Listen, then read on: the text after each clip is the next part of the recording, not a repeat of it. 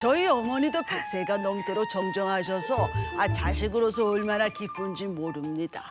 근데 저 말고 다른 형제들은 살기 바쁘다는 이유로 하나둘씩 연락을 끊었고 어느덧 어머니 곁에는 저 하나밖에 남지 않았습니다.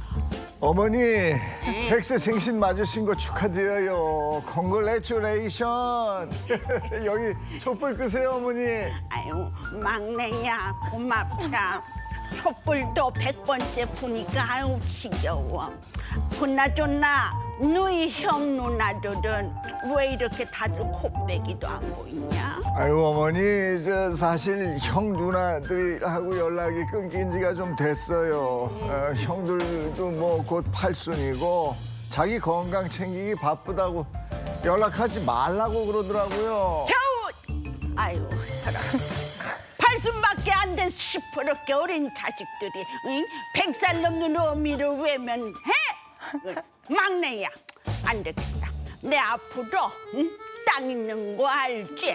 그거 너 다 가져라. 응? 아이고, 어머니, 그 1000평 정도나 되는 땅을 전부 저한테 주십니까? 그래. 내가 100살까지 후투로 산 줄 아냐? 응? TV 보니까 유언장도 그 제대로 써야 된다고 하던데 내가 이 두 사람 이름 정확히 기억해. 이인철, 허주연 그 두 변호사 불러가지고 정식으로 유언장도 쓰마. 그렇게 어머니는 재산을 전부 저에게만 남기고 다른 형제들은 손도 대지 말라는 유언장까지 남기셨습니다. 그로부터 몇 년 뒤 어머니 돌아가시자 연락이 끊겼던 형제들이 장례식장에 하나 둘씩 나타나기 시작했습니다. 아니, 누나, 어머니 병원비 내야 할 땐 연락도 안 되더니 그동안 어디서 뭐 한 거야? 아유, 여기 어떻게 막내야. 그건 네가 알아서 뭐하게. 그나저나 너 우리가 없는 사이 엄청난 짓을 했더라. 어머니가 유산을 다 너한테만 남기셨던데 그거 노리고 끝까지 너 어머니 옆에 있었던 거니? 아니, 누나 많이 젊어졌다. 아니, 근데 어떻게 그런 말을 할 수가 있어?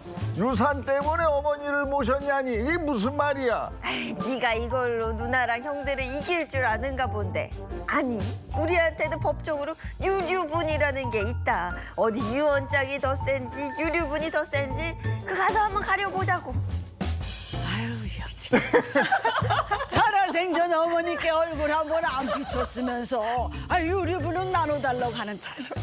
불효자에게도 재산을 나눠줘야 한다니 이건 너무한 거 아닙니까?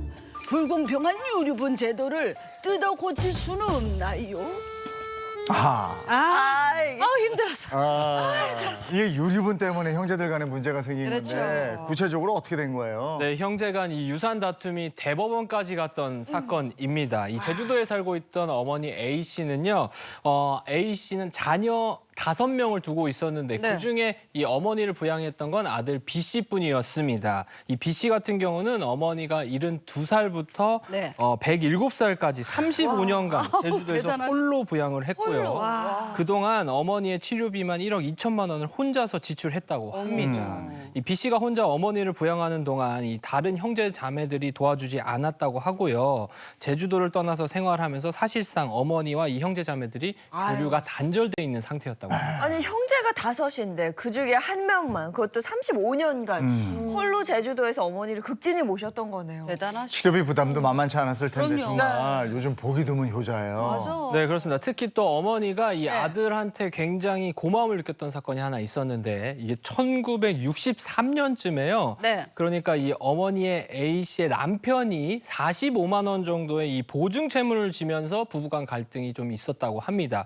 당시 서울의 소형 평수 아파트인 이 12평 정도 되는 아파트가 75만 원 정도 했으니까 45만 원이면 굉장히 큰 금액이잖아요. 근데 이거를 아들 B 씨가 7년간 교사 생활을 하면서 이 빚을 다 갚아줬다고 아이고. 합니다. 45만 원 하면 애게할 수 있잖아요. 근데 1960년대 짜장면 한 그릇이 15원이었어요. 그럼 45만 원이면 엄청 큰 돈이에요. 그렇죠. 이걸 갚아줬다면 네. 아들에게 참 고마웠을 것 같아요. 맞습니다. 그렇기 때문에 네. 이 빚을 갚아주기도 하고요. 35년간 이 홀로 어머니를 부양했기 때문에 이 어머니가 돌아가기 한 10년 전에 이 아들 B 씨와 다른 자녀를 두고 중요한 선언을 하나 발표를 한 겁니다. 자신이 갖고 있던 이 1,000평 정도 되는 땅을 이 아들 B 씨에게 물려주겠다라고 B 씨에게만? 네, 오. 물려주는 겁니다.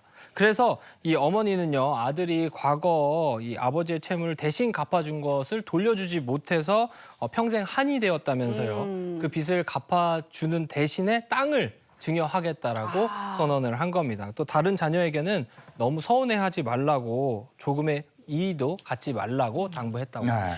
그 긴 시간 동안 아들에게 마음의 빚이 있었으니 재산을 주고 싶었던 그 어머니 마음은 충분히 이해가 되는데요. 근데 다른 자녀가 이제 내신에 있단 말이죠. 가만히 있진 않았을 것 같아요. 다른 자녀들은요, 어머니가 살아 계실 때는 별다른 이의가 없었던 것 같습니다. 그러다가 지난 18년이죠. 어머니가 돌아가신 뒤에 사건이 벌어졌습니다.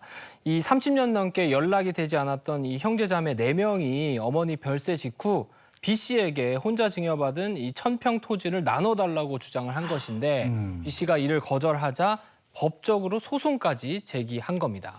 빼기도 안 보이다가 30년 만에 연락 와서 고인의 그 유산을 나눠달라. 참 씁쓸합니다. 예. 근데 이게 가능했던 게 고인의 그 유산을 고인의 의사와 상관없이 나눠달라고 할 수 있는 게 그 유류분 때문이라는 맞아, 거죠. 유류분. 네, 맞습니다. 현재 이 유류분 제도는 피상속인이 숨졌을 때 배우자나 자녀는 이 법정 상속분의 2분의 1, 부모나 형제자매는 3분의 1을 갖도록 정해 놓았습니다. 네. 10년 전에 사전 증여한 재산도 유류분에 포함이 또 되고요. 또 피상속인을 부양하지 않던 가족이어도 이 유류분을 청구할 수 있습니다. 그렇다 보니까 이 고인의 뜻과 달리 분쟁이 일어나는 경우도 굉장히 많은데요. 지난 2019년이죠. 이 가수 구하라 씨가 숨졌을 맞아요. 때도요. 네, 연이 끊겼던 어머니가 이 자신의 몫을 주장하면서 논란이 됐었는데 그때 당시 이 어머니가 주장했던 이유도 바로 이 유류분 제도였습니다. 이 특정 상속인에게 유산이 몰리는 걸 방지하기 위해서 만들어진 제도인데 가끔 이렇게 고인의 의사와 상관없이 상속 분쟁이 벌어지기도 하는군요. 그럼 이 사건에서의 아들 B 씨도 형제들한테 이게 나눠줘야 되는 겁니까?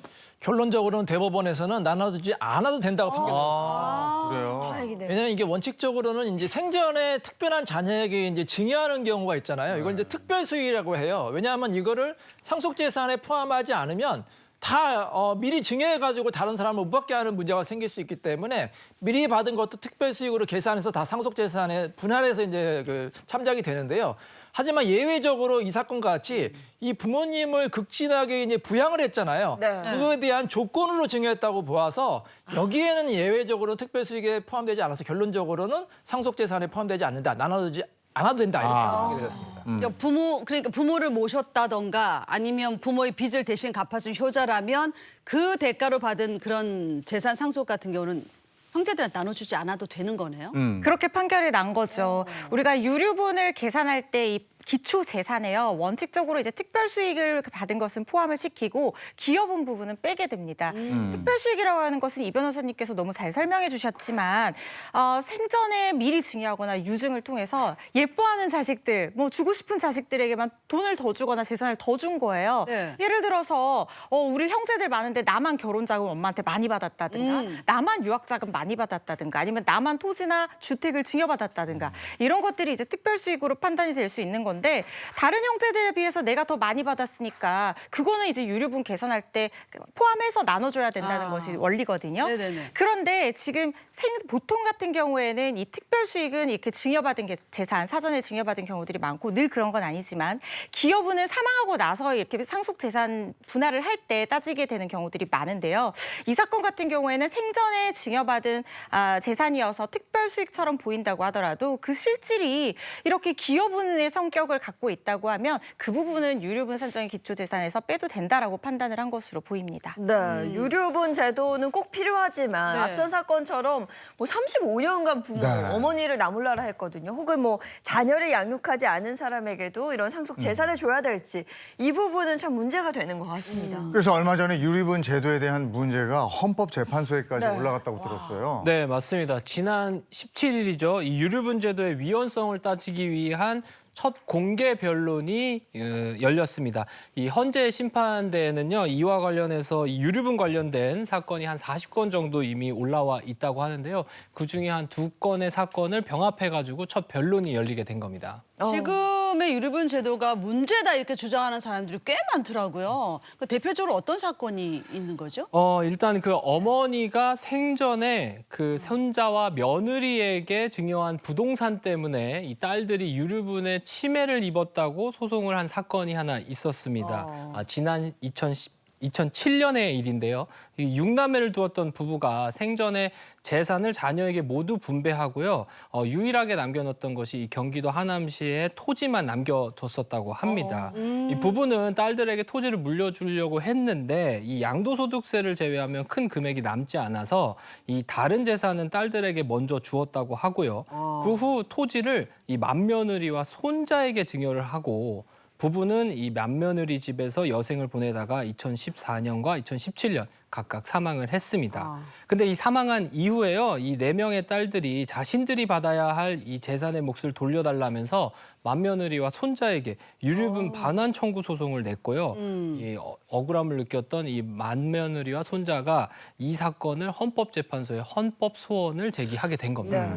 맏며느리는 10년 전에 이제 시부모에게 어떻게 보면 받은 재산의 일부를 다시 나눠줘야 되는 상황에 처했거든요. 그렇죠. 이게 좀 고민이 많을 것 같습니다. 근데 이 유류분 제도라는 게 예전에는 장자 상속 그리고 아들에게 주로 줬기 때문에 맞아요. 거기서 소외됐던 딸들을 좀 보호하자 이런 취지에서 만들어졌다고 알고 있는데 네. 이 유류분 제도 과연 폐지의 필요성이 있는 건가요? 저는 아직까지는 꼭 필요하다. 꼭 필요하다. 이렇게 생각해요. 왜냐하면 이 처음에 이론적으로만 보면은 아니 본인이 내 마음대로 내 재산을 누구 주도 무슨 상관이냐. 근데 실무를 막 하다 보면요, 이 제도가 정말 필요한 경우가 있어요. 2가지 사례를 말씀드릴게요.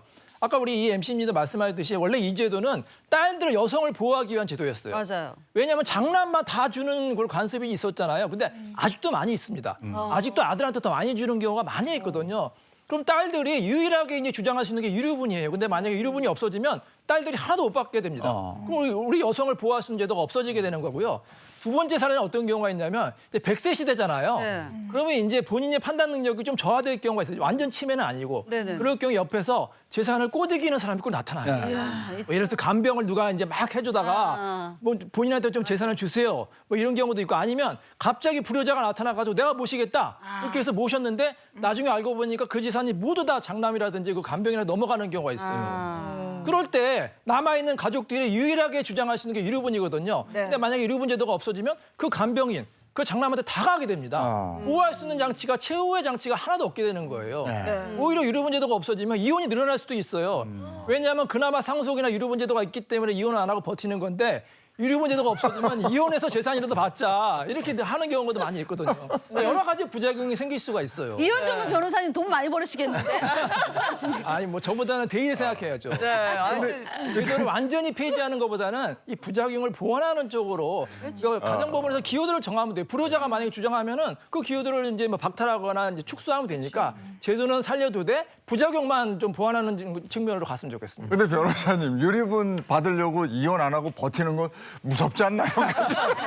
그런 경우도 있다는 거죠. 아 근데 지금 말씀 들어보니까 이게 그냥 무작정 폐지할 일은 아닌 것 같아요. 정말. 아, 또 그러네. 네.